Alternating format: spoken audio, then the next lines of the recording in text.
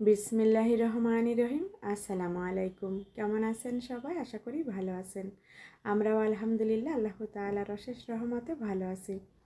নতুন আরও একটা ব্লগ নিয়ে চলে এসেছি আপনাদের মাঝে। আজ হচ্ছে বৃহস্পতিবার হচ্ছে সন্ধ্যার পর থেকেই ব্লগটা স্টার্ট করেছি। এখানে কিছু শুকনা বাজার নিয়ে এসেছে, যেহেতু মাহে রমজান মাস চলে এসেছে, তাই হচ্ছে কিছু শুকনা বাজার নিয়ে এসেছে আর কিছু মুরগি নিয়ে এসেছে। কারণ হচ্ছে আগামীকাল শুক্রবার, আগামীকাল হচ্ছে অফিস খোলা, এজন্য হচ্ছে যতটুকু পেরেছে কিছু বাজার নিয়ে এসেছে। আর বেসন করব, এজন্য বেসনের ডালটা নিয়ে এসেছে আর কিছু ডিম নিয়ে এসেছে। আর এখানে 4টা মুরগি নিয়ে এসেছে, 2টা পাকিস্তানি আর হচ্ছে 2টা ব্রয়লার মুরগি। আর এটা ছিল পরের দিন শুক্রবার সকালবেলা সকালের নাস্তা রেডি করেছি, যেহেতু অফিস খোলা সকালে নাস্তা রেডি করেছি। এখন সকাল 7:30টার মতো বাজে। আর এটা হচ্ছে আমার সাহেবের নাস্তা, ও হচ্ছে রেডি হয়ে নিচ্ছে আর আমি এদিক দিয়ে নাস্তাটা রেডি করে টেবিলে দিয়ে দিয়েছি। আজ সকালের নাস্তায় ছিল হচ্ছে মশলা চা করেছি। এখানে সব ধরনের আদা, তারপরে হচ্ছে গরম মশলা দিয়ে চাটা করেছি, সাথে মধু দিয়েছি। যেহেতু সবারই ঠান্ডা লেগে গিয়েছে, গলা বসে গিয়েছে। আর হচ্ছে সবজি ডাল করেছি, ডিম পোস্ট, পরোটা। আলহামদুলিল্লাহ শুক্রবার সকালবেলার নাস্তা। আর এরপরে ঘরের কাজকর্ম সব কিছু শেষ করে দুপুরে রান্না করব। এখন দুপুর 12টা বেজে গিয়েছে। অফ ক্যামেরায় সব কাজ করে নিয়েছি, ঘরের কাজ, কিচেনের কাজ, তারপরে কাপড় ধোয়া, সব কিছু শেষ করে কাপড় মেলে দিয়ে এখন আমি কিচেনে এসে সব কিছু রেডি করে তারপরে ক্যামেরাটা অন করেছি। এখানে টক দইয়ের ভিতরে আমি হচ্ছে 1 চা চামচ চিনি আর হচ্ছে 2 প্রকারের মশলা দিয়েছি, রোস্ট আর বিরিয়ানি মশলা। এখানে গাজর কুচি করে নিয়েছি, সাদা পোলাও রান্না করব গাজর দিয়ে। আর রোস্টের সাথে আমি ডিম দিব। এখানে সব মশলা আমি শিলপাটায় নিজ হাতে পেস্ট করে নিয়েছি। আদা, রসুন, গরম মশলা, শুকনা মরিচ, জিরা, ধনিয়া, তারপরে হচ্ছে 3 রকমের বাদাম। রোস্ট আর হচ্ছে পোলাও রান্না করব। পোলার চালটাও আমি ধুয়ে পানিটা ঝরিয়ে নিয়েছি। এখন আমি চুলায় একটা পাতিল বসিয়ে দিয়েছি, এই পাতিলেই হচ্ছে পোলাওটা রান্না করব। এখন আমি পরিমাণ মতো তেল দিয়ে দিচ্ছি আর হাফ কেজি চাউলের হচ্ছে পোলাও রান্না করব।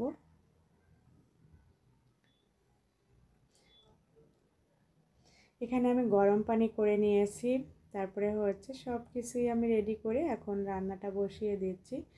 আর মুরগির মাংসগুলোকে হচ্ছে পরিষ্কার করে লবণ আর একটু ভিনেগার দিয়ে ম্যারিনেট করে রেখে দিয়েছি।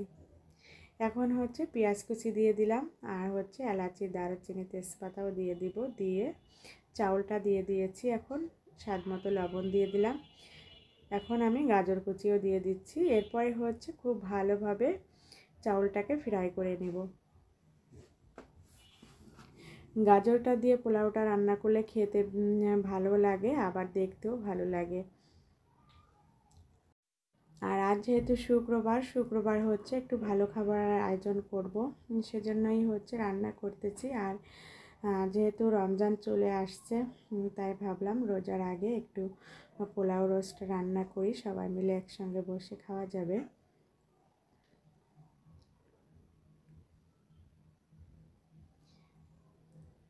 আর বেশ কিছুক্ষণ আমি চাউলটাকে ফ্রাই করে নেব। তারপরে হচ্ছে এখন পানি দিয়ে দিলাম, পরিমাণ মতো পানি দিয়ে দিয়েছি।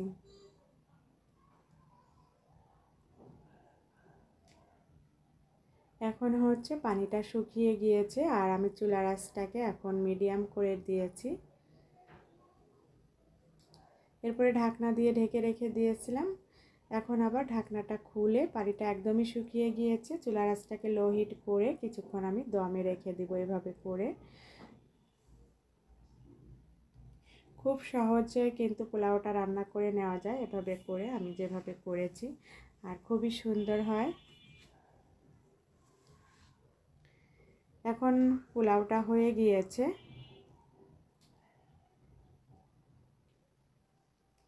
এখন আমি মিক্স করে নিচ্ছি। মাশাআল্লাহ খুবই সুন্দর ঝরঝরে হয়েছে আর একদমই পাতিলের সঙ্গে লাগেনি। খুবই কম সময়ে পোলাওটা রান্না করলাম।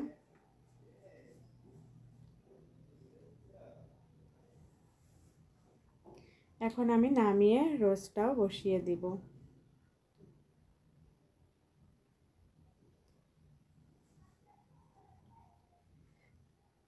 নামিয়ে নিয়েছি, নামিয়ে এখন আমি হচ্ছে 1 চা চামচ ঘি উপর দিয়ে দিচ্ছি। এতে করে খুব সুন্দর একটা ফ্লেভার থাকবে আর ফ্লেভার বের হবে, ঘিয়ের একটা ফ্লেভার। আর এটা খুবই সুন্দর ঘি। এখন ঢাকনা দিয়ে ঢেকে রেখে দিব। এরপরে হচ্ছে আমি ম্যারিনেট করা চিকেনগুলা ফ্রাই করে নিচ্ছি। চিকেনগুলা ফ্রাই করে ডিমটাকেও ফ্রাই করে নিব।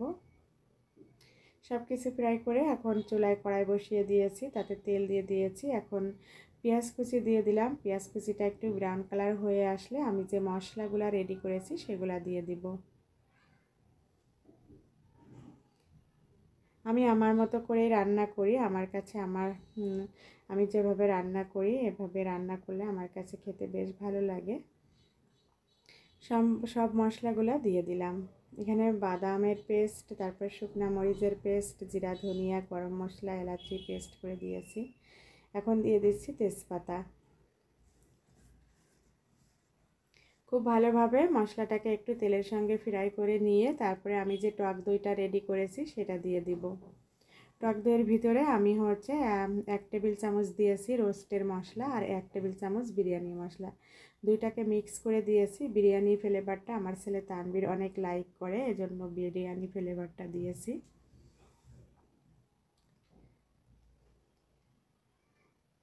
এখন মশলাটাকে খুব ভালোভাবে একটু কষিয়ে নিচ্ছি।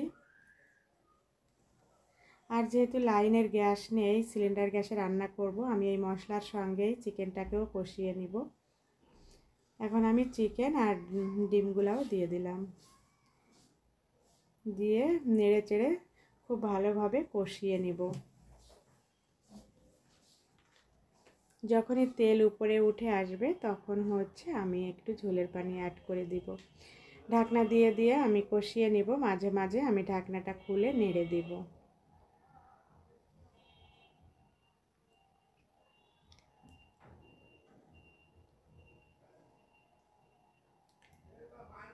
আর এখন হচ্ছে কষানো হয়ে গিয়েছে, তেলটা একদমই উপরে উঠে গিয়েছে।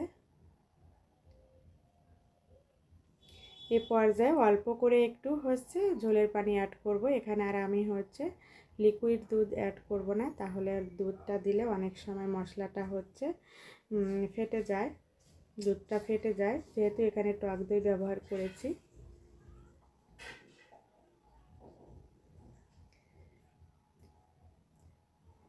এখন হচ্ছে বলক এসে গিয়েছে আর রান্নাটা প্রায় হয়ে এসেছে।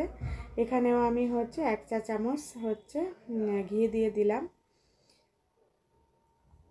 আর রোস্টের হচ্ছে এই গ্রেভিটাই খেতে বেশি টেস্টি হয়।